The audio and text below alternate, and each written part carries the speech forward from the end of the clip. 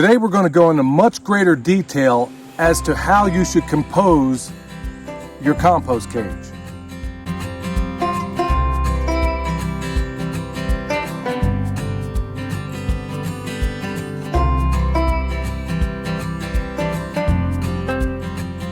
All right, here we are, week 12 in this chicken tractor on steroid system with meat birds. Now, it doesn't make a whole lot of sense for me to keep reiterating over and over and over what's happening. I'll just give you a brief overview, and then we're going to start taking bits and pieces of this system to try to fine-tune it to be more helpful to all the people out there who want to replicate this sort of thing or take pieces of it. That's the beauty of this, folks. That's why we're doing it. So absorb what you think is useful and discard the rest. Just a kind of recap of what's going on. On the outside of this net, we have weeks 1 and 2 and 3 and 4 compost piles. Now, if you go back and look at it, remember each week we produce the equivalent of about 1.5 cubic yards of compost in this system. Just to kind of give you an understanding, here it is. This is week 5 and 6, and here we are. It's at about 150 degrees. So beautiful. It's doing exactly what it's supposed to be doing. It's a little higher than it typically is in here, but we tweak it here and there and added a little bit more nitrogen because there's so much more carbon in here in the form of wood chips. Now behind me, what you see is the next week's pile. That's just 1 week there in that pile right behind me. Now we're going to combine that along with the one that's in that cage. We're going to put those together, and then they're going to marinate for about a week. The thing I want to really focus on today is the things you could put into your compost cage that maybe you didn't think about, or different ways in which you can assemble this thing. Now, remember, in Jeff Lawton's system, it's typically you take the rubbish that they've built up for about a week inside their chicken tractor, you put that down within your cage first. Then you take manure, and it's got to be clean manure preferably. You put that down, and then throughout the week, you add your food scraps to it, and that's how they eat. In ours, we've tweaked it a bit because I don't have a clean source of cow manure. As of late, we've been using the pig manure. So what we're going to do today, inside their little chicken house, we put a little scattering. They don't just stay on top of the stuff they have, of their excrement and things like that. Every single morning when I come out there, I add another little layer of carbon down. Then they sleep on that. Then the next day, same thing over and over and over again. So within there, we're building something of a mini compost pile inside there. So we're going to take that out, put it in the cage, and then I'm going to show you the things that we can add to it. So I won't belabor the point. Remember, go back and watch those other videos. All right, so it's morning, and these guys get to eat. And as you can see behind me, they're just grubbing. Their favorite part of the day, except for the second part of the day when I feed them again in the afternoon. Well, while these guys are grubbing, it's the best time in the world for me to clean up their excrement, which I'm not sure you can see. Now, most people would think, oh man, I got to go out there and clean up the pig poop.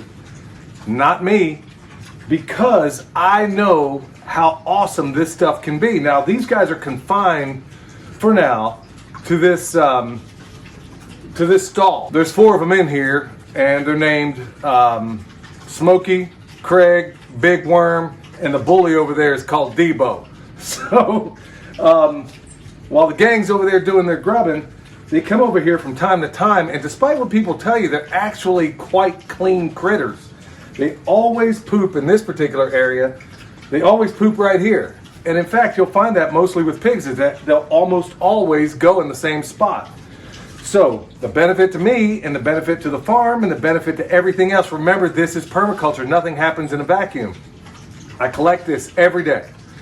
And where do I go? If I'm coming here, these guys are situated higher in the landscape. So if I got to come here and feed them in the morning, it just makes good sense to take another bucket, fill this up, and then as I go down the hill to knock out the chores, I can dump this off into the bin that's holding everything for the compost pile. Whereas before, remember, in Jeff Lawton's system, you would typically take clean cow manure and mix it into your compost cage. Well, I don't yet have a place where I can find that. I'm sure it exists somewhere around here. I just haven't taken the time to look, but who cares? I got good, clean pig manure without any junk in it, without any drugs, without anything that they don't need. And I can take this, and it's only going to enhance the wonderful compost we're making down there right now. All right, so like I said, we're not going to go through how to go about doing all the little bits and pieces that go into this. You can go back and watch those videos and kind of get a pretty good understanding about how all this stuff works. But I want to break down, as we've been doing, little bits and pieces within this system. So here's your week 1 compost cage. Now we've taken it around the last week's compost cage. We put it right here. And we've taken all of their, in this case now, up until now, we were using leaves and things like that, and we'll get back to that. We just got so much going on right now, but these are basically store-bought, very, very fine wood chips. And they've been layered throughout the week. So that goes down first. Now, okay, it's November. You see me in a t-shirt, so it's clearly not cold right now. So what I'd also want to do is also spray this down with a little bit of water. You want to kind of get things started. Not necessarily at this point. First thing I want to do is get everything composed, and then at the end of this first day, that's when I'm going to wet everything down. You could do it ahead of time if it made better sense. It's really not that critical. I just would prefer to start the reaction to really get it going after they've had a full day to work this over. So let's talk about what's going to go in it. Now this is essentially the site where their chicken tractor was parked. Now even though we have a tarp in there, invariably there are going to things to get through. And that's where this is situated right now. So they've already got something of a little bit of a nitrogen layer on the bottom. Now these guys are hungry, but they're not so hungry within this system that they don't know where to get alternate sorts of food, which if you look around, they're elsewhere. They're not necessarily in this cage. But when I start throwing things in here, it's going to be off to the races. So let's talk about what these things are going to be. Now, in the regular chicken tractor on steroids, there'd be a manure layer that goes down first. Well, I don't typically have that, but what I do have is the contribution from the piggies, and that's what we're going to put down first. Don't worry about trying to spread it out too much. Trust me, as these guys go through it, they're going to knock that out for you. Now, you saw us make biochar in the past. That's also something else we're going to lay down. Don't need a whole lot of it, plus I'm getting kind of low on it. It's going to be biochar. Now we got kitchen scraps.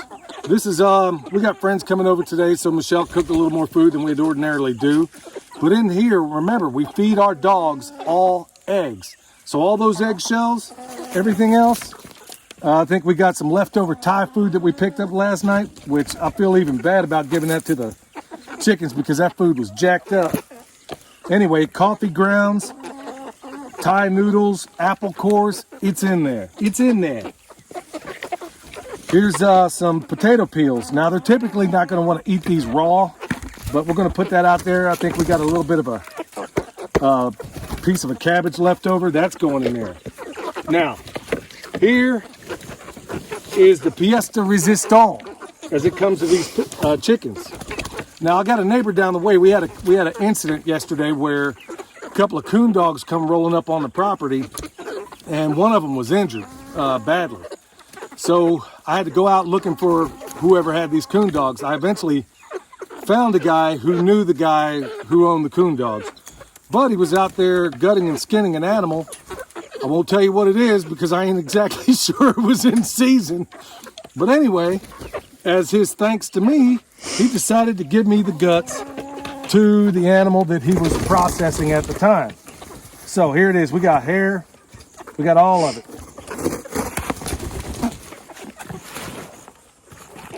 We'll put that in there. And if I wanted, I could leave the cardboard too. In fact, I think I'm gonna do that very thing. Who cares? It's all carbon. There's no, I don't have any tape on it really to speak of. So we're gonna put that in there. And now, here's some bread scraps from a local bakery. We'll just dump that in there.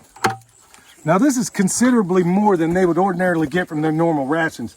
Now today, remember, within the system, they typically get all their protein from the compost pile. They eat the biota in the compost pile. Every time we flip it, they get the worms that are underneath it. Now, this stuff is frozen right now. I took it from that guy. It was already kind of stinking. Unfortunately, my man didn't know that he should probably gut and skin the day you actually process these animals, so they don't exactly smell wonderful, but these chickens don't care. It's like big protein popsicles for these guys. Now, we're going to throw in their normal rations. Like I said, more bread from the bakery. We'll get around to that.